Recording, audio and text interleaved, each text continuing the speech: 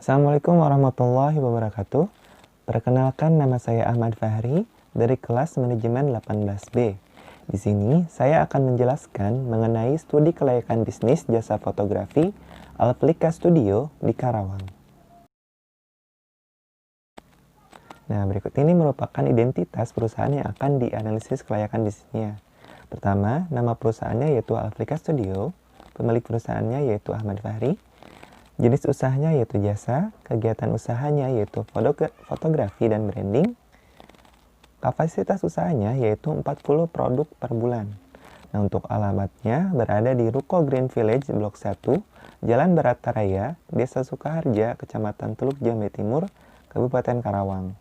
Berikut merupakan logo dan juga struktur dari Alplika Studio. Selanjutnya, legalitas perusahaan. Dokumen legalitas bentuk usaha dapat diketahui dalam akta pendirian perusahaan. Nah, nama perusahaan serta merek perusahaan. Setiap usaha yang menjalankan kegiatan usahanya wajib memenuhi syarat legalitas operasional usaha. Nah, setiap perusahaan yang telah memenuhi syarat tersebut dinyatakan sebagai usaha yang mempunyai bukti legalitas kegiatan usaha.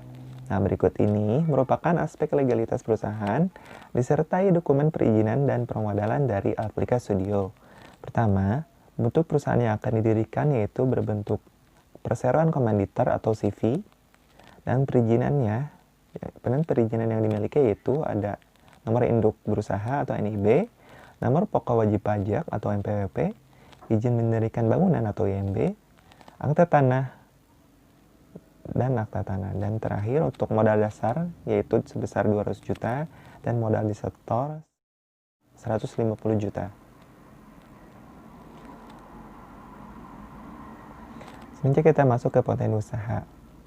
Nah, sebuah foto yang bernilai seni tinggi dibuat dengan tema khusus dan teknik fotografi yang tinggi akan bernilai jual tinggi mencapai puluhan juta rupiah.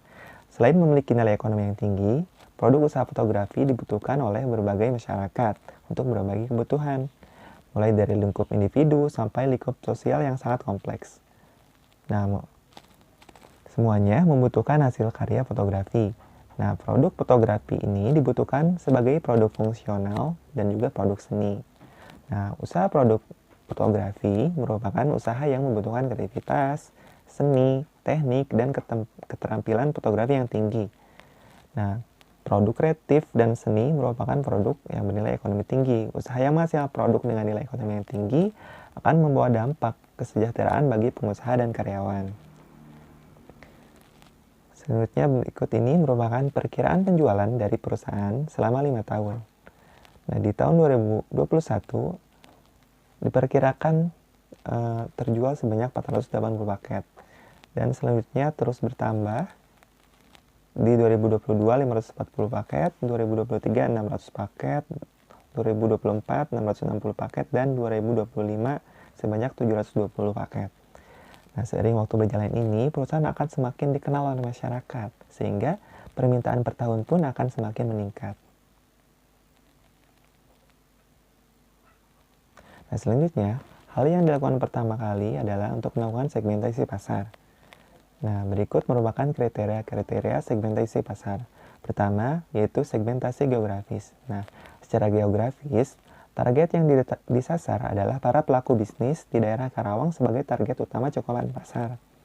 Nah, yang kedua, yaitu segmentasi psikologis. Nah, target pasar yang dibidik adalah pelaku usaha yang menginginkan untuk memperluas usaha melalui bisnis online yang dituntun untuk menunjukkan tampilan visual terbaik dari produknya. Nah, selanjutnya yang ketiga yaitu segmentasi biaya produksi. Nah, berdasarkan biaya produksi, segmen pasar dibagi menjadi segmen pasar biaya rendah dan segmen pasar biaya tinggi. Nah, segmen pasar biaya rendah yaitu segmen pasar di mana pada umumnya nilai produk dari sisi keindahan dan ketajaman warna foto, di mana proses produksi hanya memerlukan alat dan teknik fotografi yang relatif sederhana, sehingga hanya membutuhkan biaya yang rendah. Selanjutnya yaitu segmen pasar biaya tinggi. Nah, maksudnya yaitu segmen ini terdiri dari atas konsumen yang menuntut foto dengan tema khusus dan kualitas seni fotografi yang tinggi. di mana proses produksi membutuhkan alat dan teknik fotografi yang rumit, dan kadang juga membutuhkan biaya operasional yang tinggi, sehingga berdampak pada ongkos produksi yang tinggi. Selanjutnya itu target dan positioning. Pertama, Aplikasi Studio menyasar pelaku bisnis terutama di daerah Karawang yang ingin mengembangkan bisnis mereka ke lini bisnis online, sehingga cakupan pasar mereka menjadi lebih luas. Selanjutnya posisi pasar, di mana Aplikasi Studio ini memposisikan dirinya sebagai penyedia jasa fotografi untuk mengoptimasi bisnis digital yang menyediakan hasil visual terbaik serta pengelolaan media sosial dengan membuat konten berkualitas untuk klien.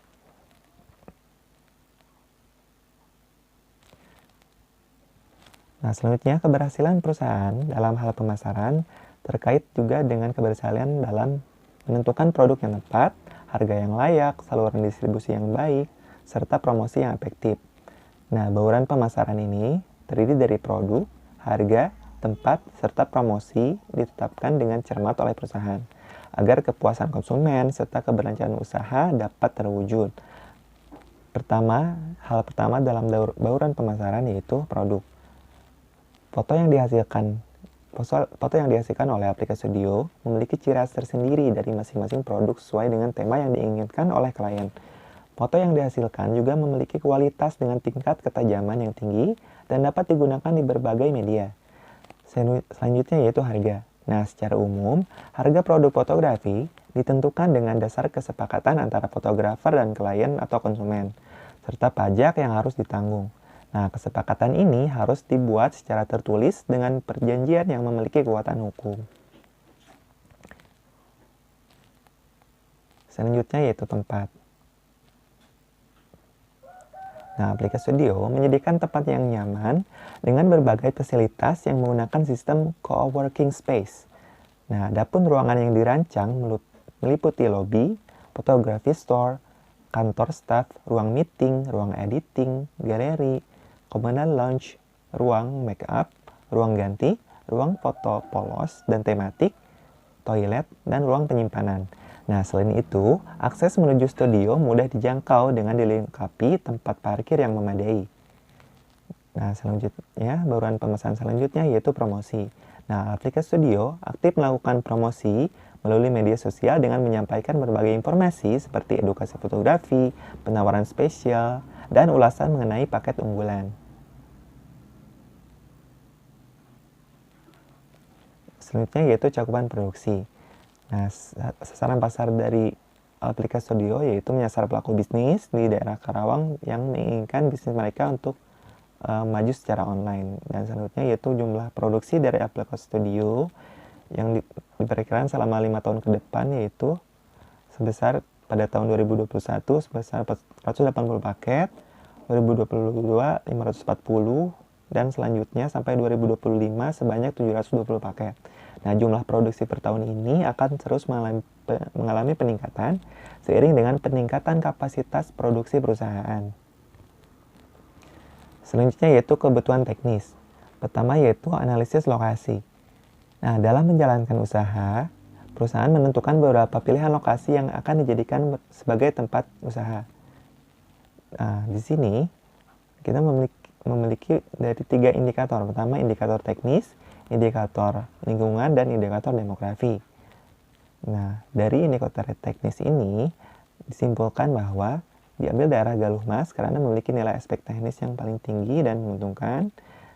Dan untuk dinilai indikator lingkungan juga diambil daerah Galuh Mas, dan untuk indikator demografi diambil juga daerah Galuh Mas karena memiliki nilai aspek demografi yang paling tinggi.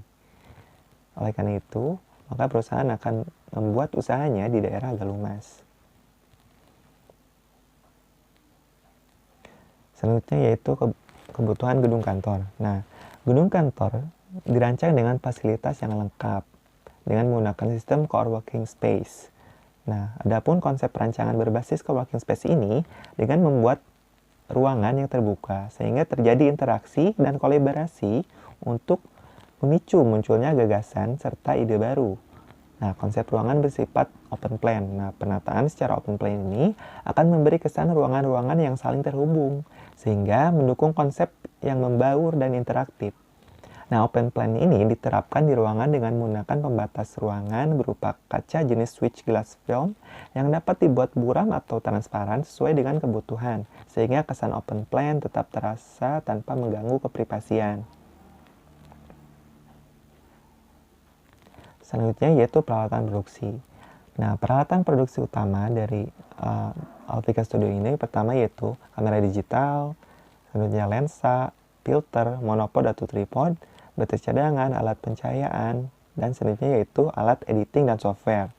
Sedangkan untuk peralatan produksi pendukung, pertama yaitu ada dry box, tas kedap air, blower brush, tisu lensa, dan silika gel. Nah, selanjutnya yaitu kebutuhan tenaga kerja. Nah, berdasarkan jenis pekerjaan yang dilakukan dalam perusahaan fotografi, sumber daya manusia usaha fotografi terdiri atas fotografer, editor foto, tim kreatif, dan manajemen. Pertama yaitu fotografer. Fotografer adalah orang yang memiliki keahlian di bidang fotografi. Nah, berdasarkan SKKNI, seorang fotografer profesional harus memiliki sertifikat keahlian level 3 yang menunjukkan bahwa dia memiliki pemahaman teknis yang baik dan memiliki visi bisnis yang profitable. Selanjutnya yaitu editor foto. Nah, editor foto ini adalah seorang yang memiliki keahlian dan bertugas mengolah file foto digital dengan tujuan untuk memanipulasi gambar dengan menggunakan program komputer. Yang ketiga yaitu tim kreatif. Nah, tim kreatif ini adalah sekelompok karyawan yang bekerja sama untuk merencanakan skenario pemotretan. Nah, tim ini berperan dalam menentukan tema, unsur artistik, dan teknik fotografi yang akan dilaksanakan. Yang terakhir yaitu manajemen.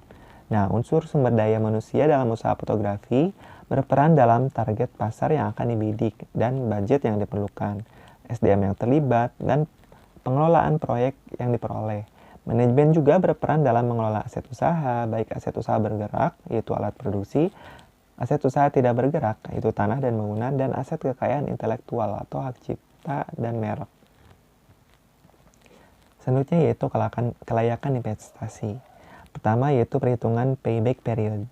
Nah, metode payback period merupakan teknik penilaian terhadap jangka waktu atau periode pengembalian investasi suatu proyek atau perusahaan. Rumus untuk menghitung payback period ini adalah sebagai berikut. Pertama yaitu investasi yang dibutuhkan yaitu sebesar 406 juta. Selanjutnya setelah melalui perhitungan PP yaitu didapatkan maka payback periodnya adalah 2 tahun 3 bulan. Selanjutnya yaitu average rate of return atau ARR. Nah, average rate of return merupakan cara untuk mengukur rata-rata pengembalian bunga dengan cara membandingkan antara rata-rata laba serta pajak dengan rata-rata investasi. Nah, rumus menghitung ARR adalah sebagai berikut. Nah, setelah melalui penghitungan, ternyata didapatkan sebanyak 76,7%. Nah, selanjutnya dibulatkan menjadi 77%. Nah, selanjutnya yaitu adalah net present value atau NPV. Nah, net present value ini merupakan perbandingan PV kas bersih dan PV investasi selama umur investasi.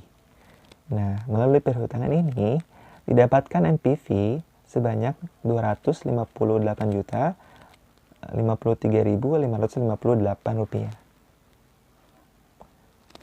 Selanjutnya yaitu perhitungan internal rate of return atau IRR. Nah, internal rate of return ini merupakan alat untuk mengukur tingkat pengembalian hasil intern. Nah, rumus IRR adalah sebagai berikut. Setelah kita mendapatkan nilai PP, selanjutnya melalui perhitungan IRR didapatkan IRR-nya yaitu sebanyak 43,6%. Yang terakhir yaitu perhitungan Profitability Index atau PI. Nah, PI ini merupakan rasio aktivitas dari jumlah nilai sekarang atau penerimaan bersih dengan nilai sekarang pengeluaran investasi selama umur investasi. Rumus yang digunakan untuk mencari PI adalah sebagai berikut. Didapatkan hasil PI yaitu 1,6 kali. Nah, setelah melalui perhitungan tersebut, maka dapat disimpulkan bahwa dari perhitungan di atas untuk bersih yang berada di setiap tahun dapat dilihat dalam tabel berikut. Pertama yaitu melalui alat ukur PP, maka dihasilkan hasil pengukurannya adalah 2 tahun 3 bulan. Sedangkan untuk rata-rata industri adalah 3 tahun. Oleh karena itu ini dinilai baik. Selanjutnya yaitu perhitungan ARR, didapatkan hasil pengukuran yaitu 77%, sedangkan untuk rata-rata usahanya yaitu 40%. Maka perhitungan ARR ini dinilai baik. Selanjutnya yaitu NPV, didapatkan sebanyak 664.053.558 rupiah. Nah, nilai ini lebih tinggi dari rata-rata industri yang hanya 500 juta rupiah. Ini juga menandakan bahwa perhitungan dari NPV ini dinilai baik atau layak.